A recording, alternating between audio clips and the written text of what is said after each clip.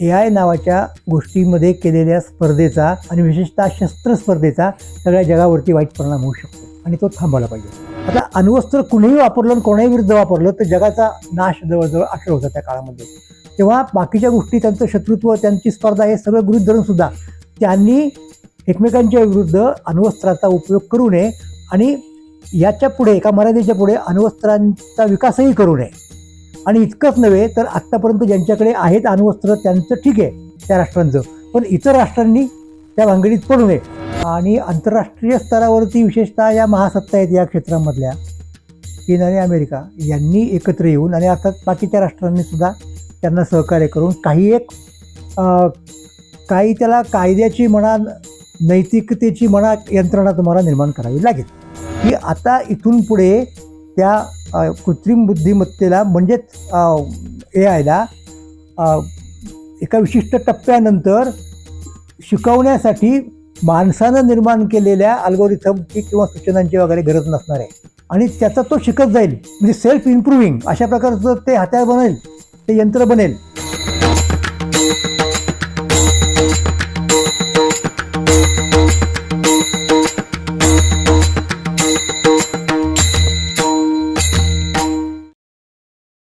नमस्कार, मी सदानंद मोरे.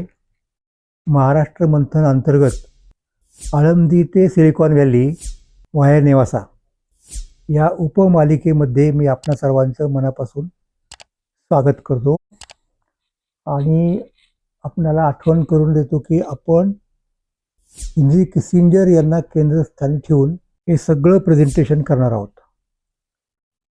आणि Henry Kissinger का याचं काहीसं विवेचन मी थोडंसं केलं अगोदर मागच्या आपल्या एपिसोडमध्ये. आता ते अधिक एलॅबोरेट करण्याचा प्रयत्न करतो. म्हणजे योगायोगाचा एक भाग म्हणून तुम्हाला सांगतो. कार्तिक वद्य त्रयोदशी ही ज्ञानेश्वर महाराजांच्या समाधीची तिथी आहे. त्या दिवशी आळंदीमध्ये आणि संपूर्ण महाराष्ट्रात माऊलींचा संजीवन सोहळा वारकऱ्यांच्या आणि इतर लोकांच्या कडनं साजरा होत असतो, हे आपण सगळ्यांना माहिती आहे. आता मी सहज पाहिलं, म्हटलं या दिवशी इंग्रजी तिथीप्रमाणे म्हणजे पाश्चात्य कॅलेंडरप्रमाणे कुठली तारीख, कुठला महिना वगैरे होता. 1296 इसवी सन आणि नेमका त्यावेळेला नोव्हेंबर महिना होता आणि 28 तारीख होती. तर हेनरी किसिंजरच्या मृत्यूची तारीख ही 2023 नोव्हेंबर महिना आणि 29 असं येते. म्हणजे ऑलमोस्ट ओव्हरलॅपिंग आहे तो काळ. एक सहज योगायोगाची गोष्ट, याच्यापेक्षा मला काही सुचवायचं नाही. त्यातून पुढे जो विवेचनाचा मुद्दा येणार आहे तो अधिक महत्त्वाचा आहे. अशा प्रकारच्या योगायोगापेक्षा हे आधी सांगून टाकतो. असो, तर आपल्याला सगळ्यांना एक गोष्ट माहिती आहे की हेनरी किसिंजर यांनी अगोदर निक्सनच्या काळात विशेष करून सुरक्षा सल्लागार वगैरे वगैरे सरकारचे अशा पद्धतीने काम केलं. परराष्ट्र व्यवहार हा सगळा त्यांनी सांभाळला. ठिकठिकाणी जायचे ते अमेरिकेचे प्रतिनिधी म्हणून वेगवेगळ्या देशांमध्ये. निक्सनचा त्यांच्यावरती खूप विश्वास होता. ह्या गोष्टी आपण नंतर पाहणारच आहोत. फक्त मला इनिशिएट करून द्यायची ही चर्चा म्हणून तुम्हाला पहिल्यांदा सांगतो. आणि ते जास्त कशामुळं गाजले तर चीन बरोबर त्यांनी जी बोलणी केली, विशेषतः चवेनलाई आणि माओ त्से-तुंग किंवा माओ झेडुंग अलीकडच्या काळात अशा पद्धतीने त्याचा उच्चार होतो. तर त्यासाठी ते चीनला गपचूप गेले, म्हणजे कोणाला कळू न देता वगैरे. आणि तेव्हा चीन आणि रशिया ही दोन मुख्य कम्युनिस्ट राष्ट्र मानली जायची. त्यांच्यात अंतर्गत काहीतरी बेबनाव होता, पण हे सगळ्या जगाला माहिती नव्हतं नेमकेपणाने काय होतं ते. अगदी आक्रमण करण्यापर्यंत असं काहीतरी चाललेलं होतं, युद्ध होईपर्यंत. तर त्याचा सुगावा या मंडळींना लागला अमेरिकेच्या आणि त्यांनी तो घाट घातला. यांच्या मुत्सद्देगिरीबद्दल मी आणखीन सांगणार आहे. हे फक्त मी तुम्हाला वातावरण एक निर्मिती व्हावी आणि कळावं नेमकं निक्सन किसिंजर केव्हा काय करीत होते ते. तर मग ते अशा प्रकारे गुप्त भेट त्यांनी तिकडे जाऊन घेतली. आणि त्याच्यानंतर मी तुम्हाला सांगतो, त्यांच्या अखेरच्या काळापर्यंत त्यांच्या जवळजवळ चीनसाठी 100 ट्रिपा झाल्या होत्या साधारणपणे. आणि शेवटची ट्रिप त्यांच्या मृत्यूच्या अगोदर काही महिने झाली आणि तेव्हा सुद्धा त्यांनी शी जिनपिंगशी बोलणी वगैरे केली.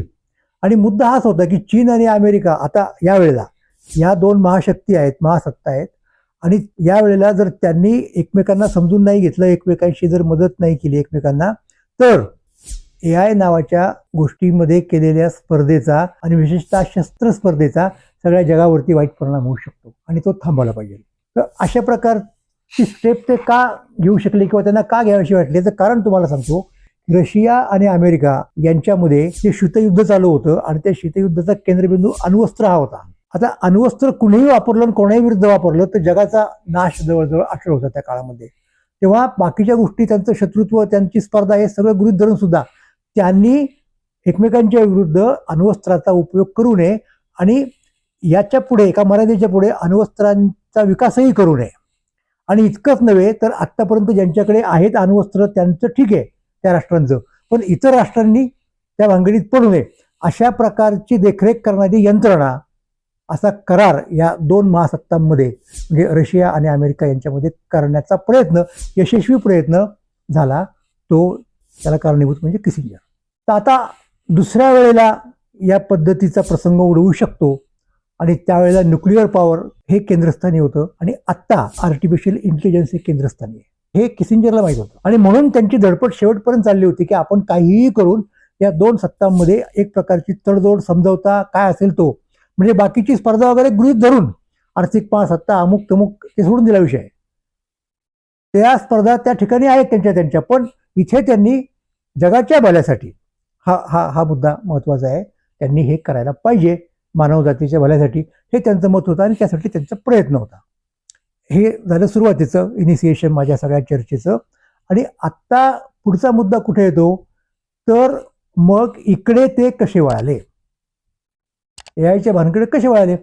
रशिया आणि अमेरिका यांच्या संघर्षाच्या काळामध्ये कृत्रिम बुद्धिमत्ता हा विषयच नव्हता, त्यावेळेला अणुशक्तीच विषय होता आणि तो खरं तर कृत्रिम बुद्धिमत्तेच्या प्रश्नापेक्षा सोपा होता सोडवणं. म्हणजे का, कारण दोनच राष्ट्र खऱ्या अर्थाने ज्याला म्हणतो आपण सुसज्ज म्हणतो, इतर काही राष्ट्र सज्ज होती पण ही दोन सुसज्ज होती.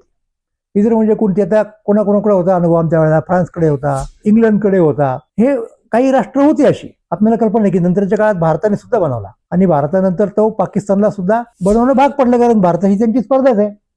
तर अशा प्रकारे थोड्या काही राष्ट्रांच्याकडे अणुबॉम्ब होता आणि अणुबॉम्बचा संपूर्ण उत्पादनाचा प्रकार भाग तो कुठल्याही खाजगी कंपनीकडे, त्याला आपण प्रायव्हेट म्हणतो, किंवा कुठल्याही कॉर्पोरेशनकडे नव्हता, तो फक्त सरकारी अखत्यारीमध्ये असायचा. त्याच्यामुळे तिथे सोपं होतं काम. आता AIच्या बाबतीतलं काम खूप अवघड झालेलं होतं. हा दोन त्या टास्क मधला फरक हे मला तुम्हाला सांगायचं आहे. तर त्याच्यानंतर मग हे पहिलं झालं, त्यांना यश आलं. या दोन्ही सुसज्ज राष्ट्रांनी एकमेकांच्या वरती अशा प्रकारचा हल्ला केला नाही हे लक्षात घ्या आणि म्हणजे विकास थांबवला. प्रॉलिफरेशन ज्याला म्हणतो आपण, संख्येवरती बंधन घातलं, क्वांटिटी क्वालिटी रिसर्चवरती सुद्धा काही बंधनं आली आणि इतर राष्ट्रांनी ते करू नये अशाही पद्धतीची देखरेख ठेवली गेली. हा एक झाला मुद्दा. अशा पद्धतीने आपणाला कृत्रिम बुद्धिमत्तेचा बंदोबस्त करता येतो का, तर याचं उत्तर नाही आहे, नाही करता येणार. का नाही करता येणार, कारण तिच्यावरती सरकारी नियंत्रण नाही. आता तुम्ही म्हणाल कुठे, मी तुम्हाला सांगतोय थोडा फरक आहे. चीन सोडून बाकीच्या राष्ट्रांमध्ये, विशेषतः रशिया सुद्धा चीनच्याच बरोबरीने जाईल, पण जास्त करून चीनचं महत्व जास्त आहे आता.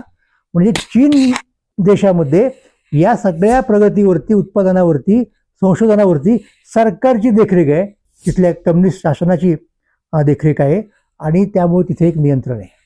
आणि इतकंच नव्हे तर तिथे एक आपण असं म्हणूयात की सरकार आणि या कंपन्या म्हणजे बायडू वगैरे, अलिबाबा इत्यादी इत्यादी, त्यांच्यात असे करार आहेत ठरलेले. त्यामुळे तिथे चीन हवं तसं करू शकतो, त्यांनी केलेलं आहे. तशी गोष्ट स्वातंत्र्य देणाऱ्या, लक्षात घ्या, अमेरिका हे एक स्वतंत्र राष्ट्र कुठल्या अर्थाने मानलं जातं, स्वतंत्र तर ते आहे, म्हणजे जसं भारत स्वतंत्र आहे तशी अमेरिका स्वतंत्र आहे, पण तिथल्या नागरिकांना स्वातंत्र्य आहे जे हवं ते करण्याचं. आणि त्या हवं त्या करण्यामध्ये सगळ्यात महत्त्वाचा म्हणजे कुठला उद्योग तुम्हाला करायचा आहे, कुठली इंडस्ट्री चालवायची, कुठलं संशोधन करायचं, याच्यावरती सरकारचं नियंत्रण नाही. आणि त्यामुळे या सगळ्या कॉर्पोरेट कंपन्या ज्या आहेत, ते प्रायव्हेट आहेत अर्थात, त्या सगळ्या अमेरिकेमध्ये आहेत महत्त्वाच्या आणि विशेषतः सिलिकॉन व्हॅलीमध्ये त्या खूप अशा पद्धतीने विकसित होऊन पसरलेल्या आहेत. त्यामुळे तिथे जर नियंत्रण करायचं झालं तर एक वेगळ्या प्रकारची डिव्हाइस तुम्हाला निर्माण करावी लागेल. आता या प्रकारच्या यंत्रणेच्या उभारणीमध्ये काय काय येऊ शकेल, तर निश्चितपणे त्या देशातल्या सरकारांना काही एक कायदे करावे लागतील. हा झाला अंतर्गत मुद्दा. आणि आंतरराष्ट्रीय स्तरावरती विशेषतः या महासत्ता आहेत या क्षेत्रामधल्या, चीन आणि अमेरिका यांनी एकत्र येऊन आणि अर्थात बाकीच्या राष्ट्रांनी सुद्धा त्यांना सहकार्य करून काही त्याला कायद्याची म्हणा, नैतिकतेची म्हणा यंत्रणा तुम्हाला निर्माण करावी लागेल, असा एक तो मुद्दा आहे. आणि दोन्ही स्तरावरती यांना काही एक म्हणायचं आहे, विशेषतः आंतरराष्ट्रीय स्तरावरती.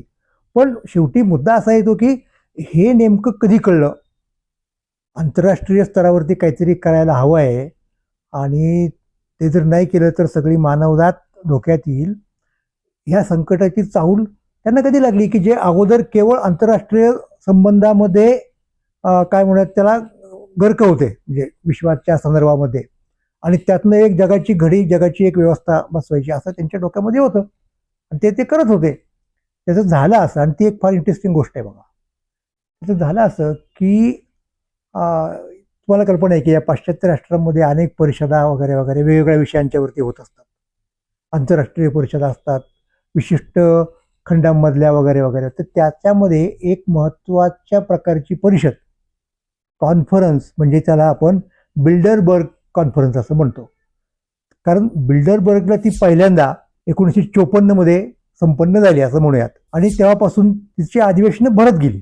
आणि या प्रकारच्या कॉन्फरन्सला ट्रान्स अटलांटिक कॉन्फरन्स असं नाव आहे. तर वेगवेगळे राष्ट्रप्रमुख येतात, चर्चा करतात, धोरणांची करतात, प्रगतीची करतात, कायद्यांची करतात, नियंत्रणांची करतात वगैरे वगैरे वगैरे. तर या कॉन्फरन्सेसला यांना निमंत्रण असायचं किसिंजरला, आणि ते जात असायचे त्या सगळ्या ठिकाणी. तर ही आत्ता 2015 मध्ये एक कॉन्फरन्स व्हायची होती आणि त्यासाठी यांना निमंत्रण होतं आणि त्याप्रमाणे ते गेले. तर 140 विद्वान साधारणपणे मे जूनमध्ये ही कॉन्फरन्स झाली आणि त्यासाठी जवळजवळ 140 विद्वान वेगवेगळ्या देशांमधले, आणि फक्त विद्वानच नव्हे तर त्याच्यामध्ये सगळ्या प्रकारचे लोक आहेत, म्हणजे राजकारणी आहेत, इंजिनियर आहेत, तत्वज्ञ आहेत, इतिहास वगैरे वगैरे, म्हणजे वेगवेगळ्या क्षेत्रातले लोक होते आणि वेगवेगळ्या विषयांच्यावरती चर्चा व्हायची होती. आता इथे आलेल्या लोकांच्या मध्ये अजून कोण होतं, तर अशी एक व्यक्ती होती की जिनं याच्या अगोदर 3 परिषदा या प्रकारच्या उपस्थिती लावली होती आणि ही 4थी परिषद होती. आणि ती व्यक्ती काही सर्वसामान्य नव्हती. ती व्यक्ती म्हणजे जिनं नंतरच्या काळामध्ये सहलेखक म्हणून काम केलं किसिंजरच्या बरोबर, म्हणजे दोन्ही पुस्तकांच्या संदर्भात एआयच्या बाबतीतली पुस्तक काढले त्यांनी. आणि त्या व्यक्तीचं नाव एरिक श्मिट. आता एरिक श्मिट हा वैज्ञानिक आहे आणि हा कृत्रिम बुद्धिमत्तेचा महान अभ्यासक आहे. आणि इतकंच नव्हे तर तो गुगलच्या एक्झिक्युटिव्ह बॉडीवरती आहे. त्यामुळं तो अपडेट आहे या सगळ्या क्षेत्रामध्ये. आणि त्याचे आणि अर्थात किसिंजरचे संबंध चांगले होते. आणि आणखीन एक महत्त्वाची गोष्ट म्हणजे अशी की त्याच्याबरोबर आणखीनही काही लोक आले होते तिथे गुगलशी संबंधित असणारे, आणि त्यांच्यामध्ये एक संशोधक होता, एक अभ्यासक होता, डेमिस हासाबिस. तर यानं आपली स्वतःची कंपनी त्याची होती वगैरे वगैरे. लहानपणापासून त्याला बुद्धिबळामध्ये स्वारस्य होतं. वयाच्या 4थ्या वर्षीच त्याचा आणि बुद्धिबळाचा परिचय झाला आणि लवकरच तो नॅशनल प्लेयर झाला. त्याच्यामुळे ही सगळी त्याला कल्पना होती. आणि जेव्हा तो एआय मध्ये गेला तेव्हा त्याला असं वाटलं की आपण एआयच्या साहाय्याने खेळांच्या संदर्भात काहीतरी एक करूयात, म्हणजे टीव्ही गेम म्हणा किंवा काही म्हणा, पण एआयचा उपयोग करून. तर त्यासाठी वेगवेगळे शब्द प्रयोग असतात. तर त्यांनी त्या पद्धतीने अटारी गेम्स तर त्यांनी तयार केल्या आणि त्या खूप लोकप्रिय वगैरे झाल्या होत्या. तर हा हासबीस तिथे होता आणि त्यावेळेला हासबीस एका वेगळ्याच प्रकारच्या प्रोजेक्टमध्ये गुंतलेला होता, ते मी तुम्हाला सांगतो. पण आता इथे काय होतंय की किसिंजर तिथे आले आणि ते एका सेशनला बसले आणि तो जो निबंध वाचणार होते लोक, म्हणजे ज्यांच्याकडनं तो वाचला जाणार होता, त्या विद्वानांनी जणू काही सुरुवात केली समजा आजगुड्याच, आणि हे निघाले कारण हा आपला विषय नाही असं त्यांना वाटलं. तेवढ्यात एरिक श्मिटने त्यांना थांबवलं. म्हटले बसा, हे ऐका आणि मग मी तुमचा आणि त्याचा परिचय पण करून देतो. आता किसिंजर सगळ्यांनाच माहिती असणार, तो मुद्दा वेगळा, पण शेवटी काही फॉर्मॅलिटीज असतात. आणि तो जो संशोधक होता तरुण, तो दुसरा तिसरा कोणी नसून हा डेमिस हासाबिस होता. तर त्यानं जे काही मांडलं ते अत्यंत महत्वाचं होतं, की ज्याचा संबंध कृत्रिम बुद्धिमत्तेशी तर होताच होता, पण त्याचं तेव्हाचं प्रोजेक्ट जे त्यांनी हातात घेतलं होतं त्याच्याशी होता. त्याची मूळ कंपनी डीप माइंड, ते याच्यामध्ये गुगलमध्ये त्यांनी मर्ज केलेली, आणि आत्ता त्याचा प्रकल्प होता अल्फा गो या प्रकारचा. आता तुम्हाला एक गोष्टीची कल्पना आहे की बुद्धिबळाच्या संदर्भामध्ये अगोदरच ए आयच्या साह्याने बुद्धिबळ खेळता येतं. इतकंच नव्हे तर ए आय आणि माणूस यांच्यामध्ये स्पर्धा होऊ शकते, आणि त्या स्पर्धेत गॅरी कॅस्परॉव सारख्या आंतरराष्ट्रीय ख्यातीच्या विजेत्याला ए आय कडून मात मिळते. हे याच्या अगोदर सिद्ध झालं होतं. आता यांनी काय केलेलं आहे माहिती का, हासाबिसनी, तिकडं त्या विषयाकडे येतो मी, की अशा प्रकारची गोष्ट गो नावाच्या खेळाच्या संदर्भात करता येईल का चीनमधल्या, हे त्याचं चाललं होतं. आणि त्यासाठी तो अल्फा गो नावाचा ए आय आधारित एक काही यांत्रिक करामत करत होता. तर ऐकलं श्मिटचं, त्यांनी ऐकलं म्हणजे मान्य केलं म्हणणं, आणि थांबले किसिंजर, आणि त्यांनी ते ऐकलं सगळं. काय होतं त्याच्यामध्ये विशेषतः हे पण आपण परत पाहणार आहोत तपशिलामध्ये, पण अगदी थोडक्यात सांगायचं झालं तर माहिती का, की अशा प्रकारच्या गोष्टी त्याच्यामध्ये होत्या कव्हर झालेल्या हासाबिसच्या त्या निबंधामध्ये, की the giddying power of self learning machines ही त्याच्यामध्ये आलेली होती, की आता इथून पुढे त्या कृत्रिम बुद्धिमत्तेला म्हणजेच ए आयला एका विशिष्ट टप्प्यानंतर शिकवण्यासाठी माणसानं निर्माण केलेल्या अल्गोरिथमची किंवा सूचनांची वगैरे गरज नसणार आहे, आणि त्याचा तो शिकत जाईल.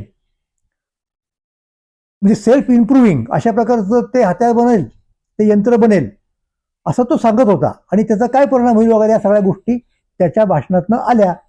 आणि आता इथे नेमका मुद्दा आहे. तर तिथे मग काय झालं त्यावेळेला, ह्याचं वर्णन स्वतः किसिंजरनी नंतरच्या आपल्या एका पेपरमध्ये केलेलं आहे, हाऊ दी एनलाइटनमेंट एंड्स, हे त्याच्या त्या निबंधाचं नाव आहे, त्या पेपरचं नाव आहे. त्याच्यामध्ये किसिंजर म्हणतात की 3 years ago, म्हणजे ही 2018चा हा पेपर आहे, at a conference on transatlantic issues the subject of artificial intelligence appeared on the agenda. I was on the verge of skipping that session. It lay outside my usual concerns, but the beginning of the presentation held me in my seat. म्हणजे भले याच्यात त्यांनी उल्लेख केलेला नाही श्लिकच्या याचा, पण श्लिकनी त्यांना आग्रह केला. त्यांना वाटलं ठीक आहे, आता शेवटी फॉर्मॅलिटीचा मुद्दा असतो, म्हणतोय तर श्लिक बसूयात आपण थोडा वेळ आणि जाऊयात, म्हणून कदाचित त्या उद्देशाने बसले असतील. बसले, आणि ते म्हणतायत की जसं जसं ते प्रेझेंटेशन पुढे जात राहिलं तसं the beginning of the presentation held me in my, सुरुवातच जी केली असं बिसने, त्यातनं ते खेळून राहिले त्यांच्या त्या खुर्चीवरती, आणि ऐकत राहिले, त्याचं प्रेझेंटेशन पाहत राहिले काय येते. आणि तिथं त्या प्रेझेंटेशनमुळं त्यांना ए आय नावाच्या गोष्टीचं गांभीर्य कळलं, आणि मग ते त्याचा विचार करायला लागले की याच्यामुळे पुढे काय होणार आहे. आणि त्यांनी अभ्यास सुरू केला या वयामध्ये कृत्रिम बुद्धिमत्तेचा, आणि तो अभ्यास एका अशा टप्प्यावरती आला की ते स्वतः आता, अर्थात त्यातल्या आणखी काही तज्ज्ञांच्या मदतीनं पुस्तक लिहू शकतील, जगाला इशारा देऊ शकतील, मार्गदर्शन करू शकतील, असा तो महत्त्वाचा मुद्दा आहे. आणि त्याप्रमाणे ते पहिलं पुस्तक जे प्रसिद्ध झालं ते 2022मध्ये, आणि त्याच्यामध्ये त्यांना एरिक श्मिट आणि डेन हॉटेनलॉशर यांची मदत झाली, या सहलेखकांची मदत त्यांना त्या प्रोजेक्टमध्ये झाली. आणि ते पुस्तक जे आलं पुढे, त्याचं नाव the age of A I and our human future. म्हणजे त्या कृत्रिम बुद्धिमत्तेचं युग आता आलेलं आहे. याच्या पूर्वीच्या युगाला लक्षात घ्या, जेव्हा रशिया आणि अमेरिका यांची स्पर्धा होती, अनुयुग म्हणण्याची पद्धत आहे, आपल्याला कल्पना आहे अनुयुग म्हणण्याची पद्धत आहे. मराठीत सुद्धा जे लिहिलं गेलं अणुशक्तीवरती, त्याच्यामध्ये अनुयुग असाच उल्लेख केला, एज ऑफ ॲटॉमिक पॉवर असाच त्याचा, अणुशक्तीचा असाच त्याचा उल्लेख आहे. म्हणजे अगदी तुम्हाला सांगतो, फर्ग्युसन कॉलेजमध्ये फिजिक्सचे प्राध्यापक कोगेकर यांनी या विषयावरती एक छोटं नाटक लिहिलं होतं. हा अणुबॉम्ब कसा निर्माण झाला, त्या शास्त्रज्ञांची कशी कशी चर्चा झाली, आणि त्याच्यात अर्थात मध्यवर्ती स्थान ओपेनहायमरला असणार, की ज्याच्यावरती पुढे मला एक नाटक लिहायचं होतं, पण मला ते लिहिता आलं नाही, अर्धच राहिलं. हे मी तुम्हाला मागे काहीतरी मला वाटतं सांगितलं होतं. पण ते असो, तर आत्ता अशा प्रकारचं पुस्तक लिहायलाही सिद्ध झाले, आणि ते पुस्तक 2022 मध्ये प्रकाशित झालं. हे मला सांगायचं आहे. पण तिथे थांबले का ते? नाही. कारण त्यांच्या असं लक्षात आलं की हे आणखीन अवघड प्रकरण आहे, आणखीन अवघड प्रकरण आहे, आणि आणखीन आपल्याला चर्चा केली पाहिजे, आणखीन लिहिलं पाहिजे. आणि पुढे त्या दिशेने ते लिहित राहिले. आणि लिहिता लिहिता कुठल्या कुठल्या मुद्द्यावरती आले ते मी तुम्हाला सांगतो. तो अत्यंत महत्त्वाचा मुद्दा म्हणजे असा की त्यांचं हे पुस्तक जे मी तुम्हाला मागच्या आपल्या व्हिडिओमध्ये दाखवलं होतं, artificial intelligence, hope and the human spirit, genesis. म्हणजे खरं जर सांगायचं झालं शीर्षक ते असं होईल फॉर्मल पद्धतीने, genesis, artificial intelligence, hope and the human spirit. थेट माणसाच्या गाभ्याला हात घालणारा हा प्रकार आहे, कृत्रिम बुद्धिमत्ता. आणि म्हणून ह्या आणखीन दोघांच्या मदतीनं त्यांनी हे पुस्तक काढलं, ज्याच्यामध्ये एरिक स्मिथ तर होतेच, पण शिवाय क्रेग मुंडे यांचाही त्याच्यामध्ये सहभाग होता. आणि त्यांनी हे पुस्तक सिद्ध केलं, आणि ते त्यांच्या मृत्यूपूर्वी महिनाभर फार तर जवळजवळ संपूर्ण झालं. त्याचा ड्राफ्ट म्हणतो आपण पहिला. आणि पण ते जिवंत असेपर्यंत ते काही प्रकाशित नाही होऊ शकलं, आणि ते गेल्यानंतर विशेषतः श्मिटनी पुढाकार घेऊन ते पुस्तक प्रकाशित केलं. त्याच्यामुळे ही दोन पुस्तकं आपल्यासाठी अत्यंत महत्त्वाची आहेत. पहिलं अर्थात एज ऑफ AI आणि दुसरं जेनेसिस. आणि आता त्यांच्या संदर्भात, कारण याच्यात AIशी संबंधित सगळ्या गोष्टींची चर्चा झाली. म्हणजे गेल्या काही दशकांमध्ये AIच्या संदर्भात जे घडलं त्याचं सार, आणि नुसतंच काय सार म्हणजे इसेन्स एवढ्यापुरतं मला म्हणायचं नाही, की त्याच्यातनं निष्पन्न होणारे प्रश्न, सगळ्या प्रकारचे प्रश्न, सामाजिक, राजकीय, माणसाच्या माणूसपणापर्यंत भिडणारे, ह्युमन स्पिरिट म्हटलं ना त्यांनी, अशा सगळ्याची चर्चा, आणि कशा पद्धतीने जग बदलेल, काय केलं पाहिजे, त्याच्यावरती नियंत्रण कसं राखता येईल, ही सगळी चर्चा आपल्याला या दोन पुस्तकांच्या आधारे, किंवा ही दोन पुस्तकं मध्ये ठेवून, खरं तर मी असं म्हणेन की आपल्याकडे एक एलिप्टिकल अशी एक कल्पना आहे. म्हणजे वर्तुळ असतं की नाही, वर्तुळाला एकच केंद्र असतं, एककेंद्रक आकृती असते ती. आणि ज्याला लंबवर्तुळ म्हणतो, लंबवर्तुळाला दोन केंद्र किंवा केंद्रक असतात. तर ही दोन पुस्तकं जी आहेत ना किसिंजरची, ती जणू काही या लंबवर्तुळाची दोन केंद्र आहेत, दोन केंद्रके आहेत. आणि आता आपल्याला जी चर्चा करायची आहे, सगळ्या AIची करायची आहे, त्याचा इतिहास काय असेल ते असेल, काय काय त्यातनं निष्पन्न झालं, ती या लंबवर्तुळात करायची आहे. आणि मग त्या सगळ्या चर्चेचा समारोप करताना आपण कुठे येणार आहोत, आपला अंतिम टप्पा काय आहे? आपला अंतिम टप्पा असा आहे, म्हणताना मी आता शीर्षक दिलं की आळंदी ते अर्थात सिलिकॉन व्हॅली वाया नेवासा. म्हणजे हे आपल्याला करायचं आहे, पण प्रत्यक्षात कदाचित ते असंही होईल की आपण सिलिकॉन व्हॅलीमधून आळंदीला येऊ शकू. तर हे आपल्याला पुढचा प्रवास करायचा आहे. तो आता पुढच्या टप्प्यात आणखीन आपण पुढे जाऊ, आपल्या लक्षात येईल काय करायचं आहे आपल्याला, ते हळूहळू हळूहळू हळूहळू. 1997 साली कॉम्प्युटरच्या माध्यमातून बुद्धिबळात माणसाचा पराभव झाला. त्याच्यानंतर 2011 साली जिओपार्डी नावाच्या अशाच एका खेळात बुद्धिमत्तेचा जिचा कस असतो, पुन्हा एकदा या कॉम्प्युटरने किंवा AIने पराभव केला माणसाचा. आणि 2016 साली मात्र माणसाचा पराभव केला कुठल्या खेळामध्ये, तर गो नावाच्या खेळामध्ये. आता गो नावाचा खेळ हा कैक पटींनी व्यामिश्र आहे, बुद्धीला चॅलेंज देणार आहे, त्याच्यापुढे बुद्धिबळ वगैरे काहीच नाही आहे. आणि तो चिनी मुळांचा खेळ आहे.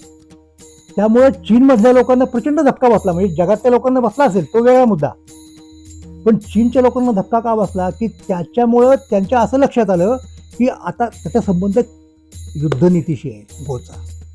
त्यामुळं आता आपल्याला कॉम्प्युटर कृत्रिम बुद्धिमत्तेवरती ताबा मिळाल्याशिवाय गत्यंतर नाही. आणि म्हणून तिथून पुढे चीनचा बुद्धिमत्तेचा प्रवास, कृत्रिम बुद्धिमत्तेचा संशोधनाचा प्रवास हा जोरात सुरू झाला, इतका की अमेरिकेला सुद्धा अमेरिकेचा धावा झाला.